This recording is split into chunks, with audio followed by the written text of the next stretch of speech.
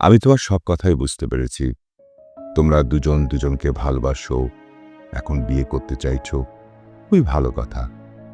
কিন্তু মা, তুমি তো জানো আমার ছেলেটা না কিছুই করে না। মা হারা ছেলেটাকে কখনো কোনো দায়িত্ব না দিয়ে আমি বড় ভুল করে ফেলেছি।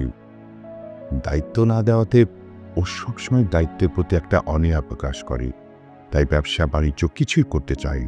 আঙ্কেল, আমি এ বিষয়ের সাথে অনেকবার কথা বলেছি। এমনকি আমার বাসার সবাই ওকে খুব পছন্দ করে। কিন্তু ও কিছু করে না জেনে তারাও বিয়ের ব্যাপারে একটু নির্লজ্জ। সেটা বুঝেই তো আমি কথা বলছি মা। তুমি যদি আমার ছেলেটাকে বিয়ে করো, তাহলে কিন্তু অনেক বড় চ্যালেঞ্জের মুখে দাঁড়াতে হবে।